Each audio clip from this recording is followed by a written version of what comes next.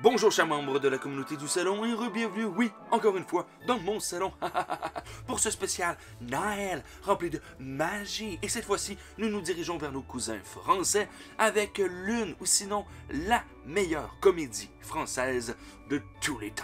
Et bon, et personnellement, c'est un film que j'ai découvert vers l'âge de 10 ans, grâce à ma mère. Et ça m'a un petit peu marqué, oui. Surtout côté histoire, là, un petit peu déjanté. Et c'est aussi un film qui peut ouvrir les yeux et l'esprit sur bien des choses. Simplement quelqu'un de seul, qui a besoin des autres et qui est venu chercher ici un peu de réconfort. Seulement vous êtes incapable de me le donner parce que vous êtes coincé dans votre univers moral de merde. Vous ne voyez rien. Vous êtes myope des yeux, myope du cœur et myope du cul. Donc, chers amis cinéphiles francophones amoureux de ce classique intemporel du cinéma des fêtes, je vous invite, chers convives, à vous balader avec moi dans les anecdotes du film Le Père Noël est une ordure de Jean-Marie Poiret, sorti en 1982. Dans mon salon, dans mon salon, dans mon salon, dans mon salon, dans mon salon, dans mon salon, dans mon salon, dans mon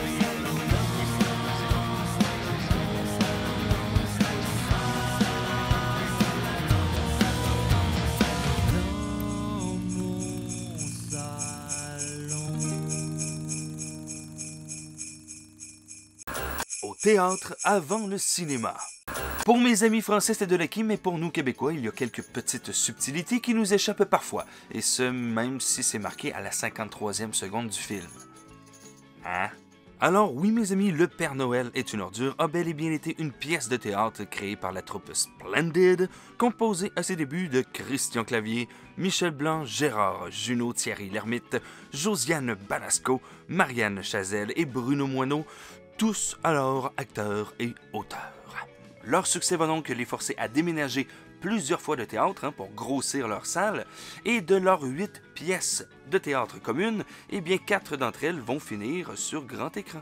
Je vais craquer de François Leterrier, sorti en 1980, la pièce Bonnie's Bar, adaptée en Les hommes préfèrent les grosses de Jean-Marie Poiret, sorti en 1981, la production Amour, coquillage et crustacés qui deviendra Les Bronzés, réalisée par Patrice Lecomte, sorti en 78, qui aura 2 suites, oui, Petit 1, Les Bronzés font du ski de Patrice Lecomte, sorti en 79, ainsi que Petit 2, Les Bronzés 3, Amis pour la vie, aussi de Lecomte, projeté en 2003.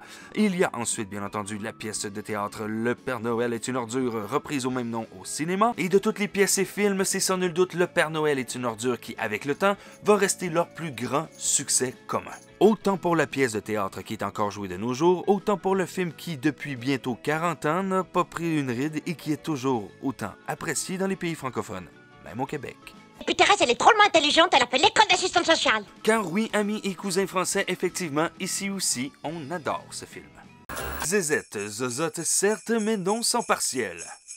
Une des choses que l'on retient du personnage de Zézette, eh bien c'est sa verve sans vergogne, appuyée par un zozotement des plus caractéristiques. Zézette et pas X. Vous savez pas lire? Et cet attribut a bel et bien un petit secret. Effectivement, Marianne Chazelle aurait pu faire semblant de zozoter, mais question pratico-pratique pour une actrice, elle a préféré s'obliger à zozoter. Et pour ça, elle peut remercier son dentiste qui, sous la demande de Chazelle, lui a confectionné un dentier un peu particulier capable de merveilleux. N'empêche que quand tu rappliques, tu chies dans ton froc. Ou bien son jouissif. Joyeux Noël fait! N'auraient pas été les mêmes. Et je vous rajoute ici une petite anecdote sur le fly. Eh bien, le personnage de Josette, Zézette, eh bien,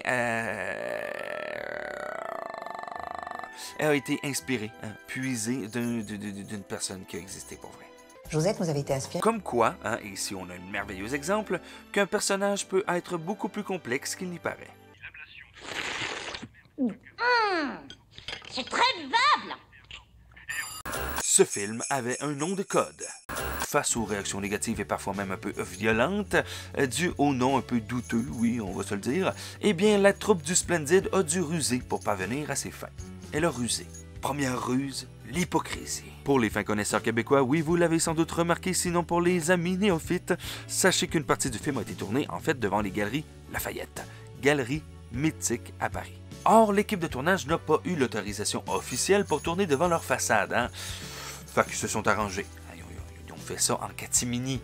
Catimini. Et effectivement, ils se sont cachés dans des camionnettes et ils sortaient filmer dès que la voie était libre. Toute l'équipe et les acteurs étaient sur le quai-vive et avec raison, oui, les gardes de sécurité les ont vus, ont compris leur manège, ce qui les a amenés à appeler les gendarmes et qui ont, eux, en fait, amené M. Gérard Juneau au poste de police afin de lui donner une merveilleuse amende. Attelez-vous, oui, amende pour port illégal de la tenue du Père Noël. Oui, bon, hein, il y a comme pire comme contravention dans la vie. Là. Et puis, bon, sinon, deuxième ruse, hein, le pieux mensonge. Deuxième petite ruse mise en branle, eh bien, ils ont dû faire un pieux mensonge. Hein. Puisque la mairie de Paris ne voulait pas autoriser le tournage d'un film portant le doux nom de Le Père Noël est une ordure, eh bien, les Splendides ont dû utiliser leur notoriété pour détourner l'attention. Ils ont tout bonnement fait croire qu'ils allaient réaliser Les Bronzés fêtent Noël. D'ailleurs, on a été interdit d'affiches dans le métro, interdit d'affiches. D'ailleurs, j'ai été obligé de faire changer le titre du film pour le tournage parce qu'on nous refusait partout. Donc, en fait, le script, on a déchiré Le Père Noël est une ordure pour remplacer par Les Bronzés fêtent Noël. Donc après, on disait aux gens, on vient tourner Les Bronzés fêtent Noël. Parce que sinon, on nous virait de partout. Les gens disaient, non, non, pas question. Ce qui leur a permis de tourner de façon légale et un peu plus en paix. Et comme petit pied de nez, hein, comme petite vengeance, avec toute cette histoire de nom de film et de pas droit de tourner, eh bien, ils ont justement décidé de tourner ça en dérision dans leur bande-annonce. Hein, c'est le nouveau film des Bronzés. Et son titre, c'est vraiment n'importe quoi. On ne souffle pas. Vous entendez le chant des piroguiers de la rivière Arumbaya. Je traduis. Le Père Noël est une ordure. Un premier titre beaucoup plus vulgaire. Dans les années 80, donc il y a 30 ans, hein, oui, le Père Noël avait encore son auréole au-dessus de la tête, hein, son image sacrée qu'il ne fallait pas, absolument pas toucher. Sinon, bon, Côte, vous aimez pas, les catholiques, vous aimez pas, l'Église, vous aimez pas, tous ceux qui aimaient Noël, vous aimez pas. Bref, touchez pas à Noël. Faites pas ça, là. Le premier titre choisi par la joyeuse troupe n'a donc pas été accepté, hein. Je crois que c'était Père Noël s'est tiré une balle dans le cul. Mais ouais. Ce qui était quand même aussi effrayant. C'est complètement fou, quoi. Oui, mais c'était l'époque. C'était n'importe quoi. On avait écrit ça juste après les Bronzés fonds de ski, qui avait été un semi-échec, bizarrement. Et donc, on s'est dit, maintenant, on va écrire ce qui nous passe par la tête, ce qui nous fait marrer. On a écrit cette folie. Cette première idée avait été jugée un peu trop choquante, surtout pour les enfants, même que Le Père Noël est une ordure, la version un peu plus soft, n'a pas vraiment plu à plusieurs directeurs de cinéma, qui n'ont donc pas hésité à modifier le titre. Et comme exemple, interdit d'affichage. Et même en Belgique, il y a eu un truc, c'était formidable, c'était le Père Noël, entre parenthèses, pas le vrai, est une ordure. Ah, la fameuse censure, hein, ce genre de choses qui peut faire bouillir certains créateurs. Et c'est probablement pour ça, en fait, que M. Juneau était assez direct lors des interviews. Et c'est magnifique. À certains endroits, on... Charles Bronson. Ah, Katia. Méfiez-vous! Méfiez-vous! Ça y est, y'en a marre maintenant! Katia est sans nul doute mon personnage préféré, tout aussi complexe que débile léger. J'adore ce personnage. Intense, vrai en manque d'amour et doublé d'un sale caractère. Katia, donc, oui, on le sait, ne fait pas l'unanimité dans sa famille, qui va jusqu'à le surnommer Charles Bronson. Hé, Charles Bronson! Fais pas la tronche, quoi! Allez, t'as pas de raison de te déprimer! Arrête de m'appeler comme ça, papa, ça m'horripile. Hé, Bronson, avec nous! Bronson, avec nous! Et pourquoi Charles Bronson, me demandez-vous?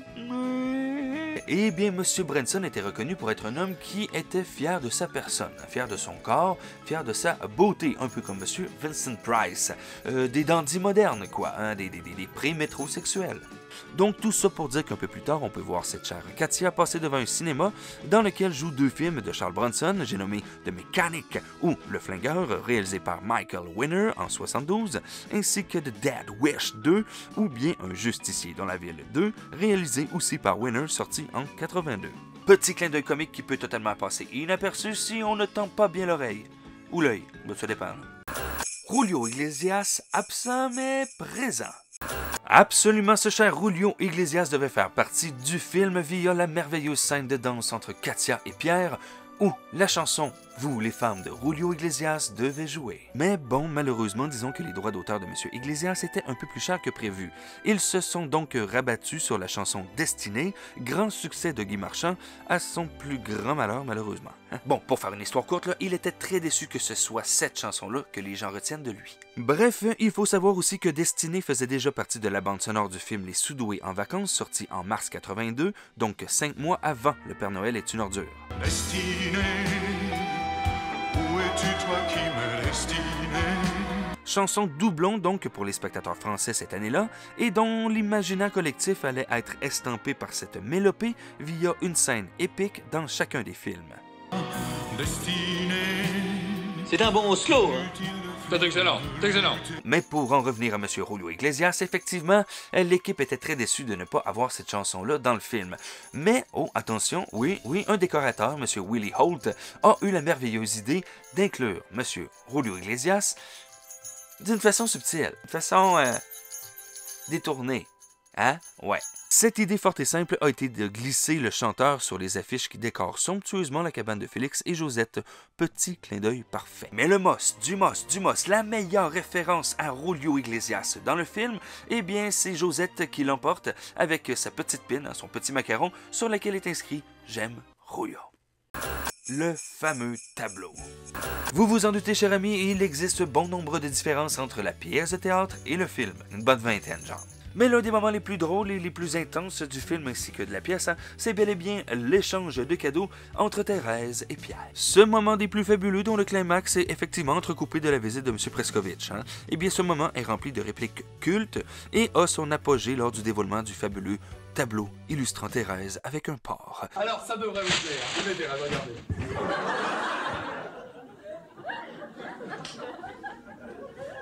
Bon, cette intervention, il faut le voir chez soi. Eh bien, sachez que ce tableau utilisé dans la pièce est différent de celui utilisé pour le film et qui ont été peints par deux artistes différents. Oui. Monsieur Bernard Desnoyers pour la pièce, ainsi que Monsieur Christophe Debuchère pour le film. Aujourd'hui, le tableau qui a été peint pour la pièce de théâtre a été vendu à qui? Eh bien vendu à un acteur français, Monsieur Jean-Claude Dreyfus, tel qu'il le déclare en 2005 dans Froggy Light. Et il ne s'arrête pas là parce que visiblement, selon un article de Bretagne Actuelle sorti en 2017, eh bien il posséderait aussi le tableau du film. Et pour pas que vous vous posiez trop de questions, là, eh bien oui, Monsieur Jean-Claude Dreyfus est quand même très réputé pour sa grande collection de cochons. Il aime collectionner les cochons. Et oui, malheureusement, Jean, amoureux des films de Nile, c'est bel et bien ce qui conclut ce nouvel opus des anecdotes peu connues du cinéma, spécial Nile. Et j'espère que ce petit tour d'horizon sur les anecdotes peu connues à propos du film Le Père Noël a des boules. Le Père Noël a des boules.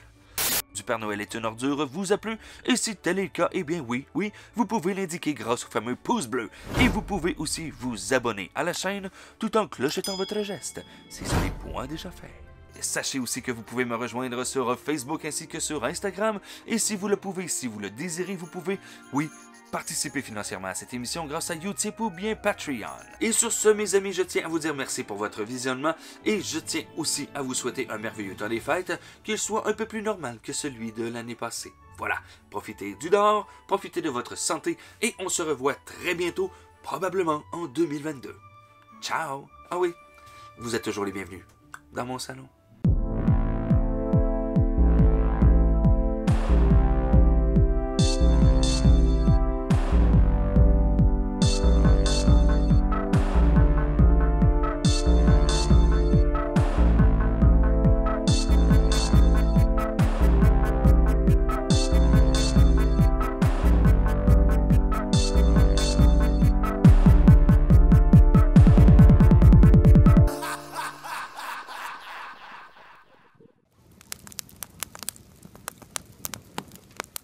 Bien, c'est non seulement...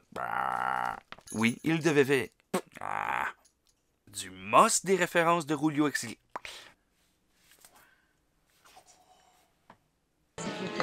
Parce que Félix, il a un très gros kiki.